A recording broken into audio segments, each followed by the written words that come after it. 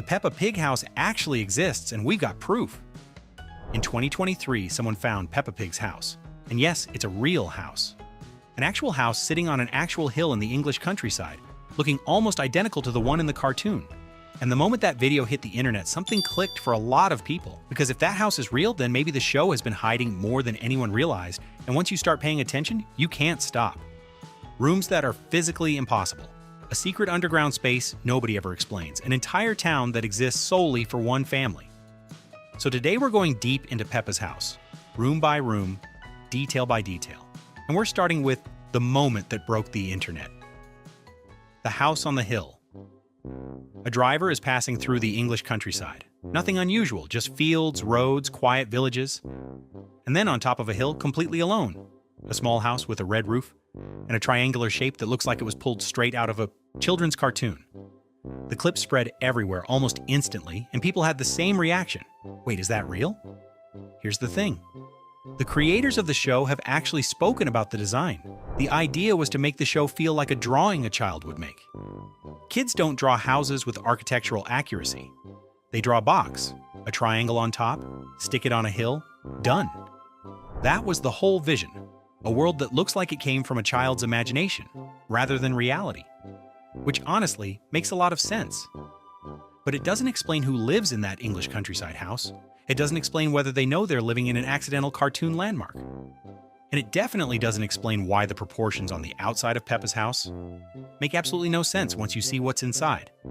Because that's where things get interesting. From the outside, Peppa's house is tiny. It's a small triangular structure on a hill. There's no way looking at that exterior that you'd think much is going on inside. But then the show takes you through the front door, and suddenly there's a full kitchen, a separate living room, a dining space, hallways, a staircase, and multiple bedrooms upstairs. The inside of this house is significantly larger than the outside suggests. That alone is a detail most people just accept because it's a children's cartoon. But then there's this moment. The family loses power. Mummy Pig, completely casually, mentions that there might be a torch in the cellar. The cellar. This tiny house on top of a hill has an underground level. Think about that for a second. The house is already stretching logic with what's happening above ground. Now there's something beneath it too. How deep does Daddy Pig's hill actually go? What else is down there? And why does nobody in the show ever seem remotely surprised that their hilltop cottage apparently has a basement? And here's what makes it even stranger. The show seems to know this doesn't add up, because there's an episode where the family borrows a camper van for a trip. They climb inside, and just like the house, it's got multiple levels, storage spaces, sleeping areas, way more room than the outside would ever suggest. And Peppa looks around, takes it all in, and makes a comparison that stops you cold. She basically says the camper van feels just like their little house. She's not confused by it. She's not impressed. She's comparing the two like it's completely normal. Like their house doing this is just a known, accepted fact of life in the pig household. The show essentially confirmed, through a 4-year-old's casual observation, that their home does not obey the rules of physical space. So what's actually going on? Two theories. Either Peppa Town operates on cartoon logic where interior dimensions are just a suggestion and nobody questions it. Or, and this one is harder to shake, these houses are built into the hills like icebergs. The triangular structure you see on the outside is just the entrance. Everything else extends underground, which would explain the cellar, which would explain the extra rooms, and which would explain why every single house in the show is built on top of a hill. They're not houses, they're bunkers, with a nice roof slapped on top.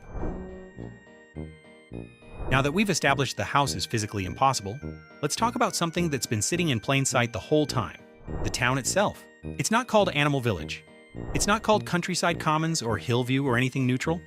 It is called Peppa Town, named after a 4-year-old pig whose main hobbies are jumping in muddy puddles and hanging up on her friends mid-phone call without saying goodbye. You might think that's just the show's branding. The show is called Peppa Pig, so of course the town carries her name. Except here's the thing. Within the actual world of the show, that is the real name. Characters say it out loud. It appears on maps. It's not a label slapped on by the marketing team. It's canon. An entire town is officially named after one specific child. And when you start looking at how Peppa actually behaves, that becomes deeply unsettling. There's an episode where Peppa meets the Queen of England, the actual monarch. And what does Peppa do when faced with one of the most powerful figures in the country? She tells her off. She informs the Queen, firmly, with full confidence, that you cannot walk around a muddy puddle. You have to jump in it. The Queen, rather than having Peppa removed, actually listens. She jumps in the puddle. She doesn't call security, she doesn't summon a single guard. She jumps in the puddle like she's been given a direct instruction from someone she answers to. Think about that. A regular child doesn't boss around the Queen of England and get compliance. You know who does? Equals. People who are used to being obeyed. People who outrank almost everyone in the room. And it's not just that one moment. Watch any episode and you'll notice it.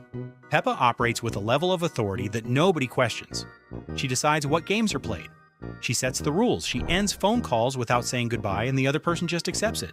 Everyone around her, children and adults alike, just goes along with whatever she says. That's not a personality quirk. That's a power structure. So here's the theory. Either Peppa's family founded Peppa Town and named it after their daughter, or the town was named after her because she isn't just some ordinary kid. She's royalty, or close enough to it that the distinction doesn't matter. Maybe there's a title nobody mentions because Peppa Town operates as a quiet democracy on the surface, while one family has always held the real influence behind it. Either way, this town didn't name itself after a 4-year-old by accident. And once you accept that, everything else starts making sense.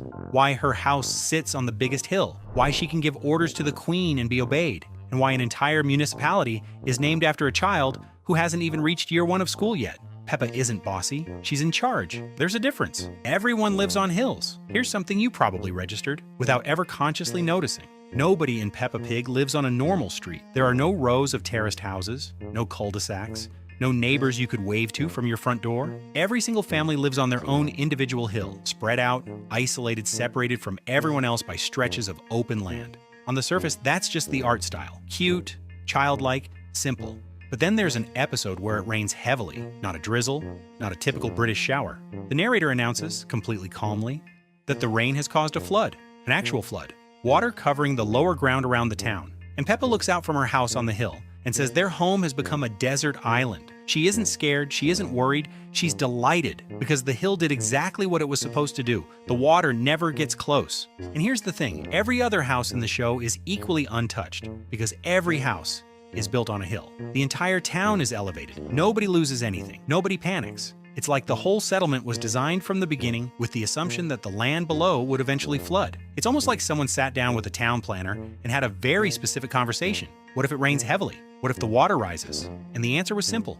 Put every house on its own hill, elevate everything. Leave nothing on the ground that you can't afford to lose. And it worked. The flood comes, the water rises, and Peppa is standing on her hill calling it a desert island, like it's the most fun thing that's ever happened to her. So, here's where all of this lands. The hills aren't just a charming visual choice, lifted from a child's drawing. They're functional.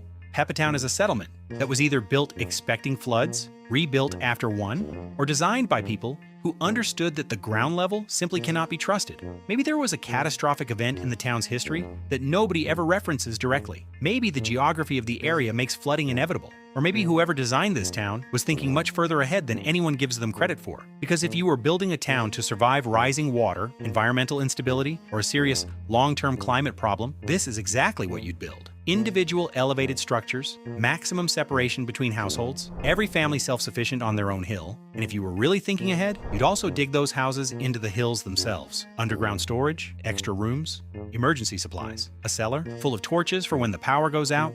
The hills aren't cute, they're a contingency plan. So there it is.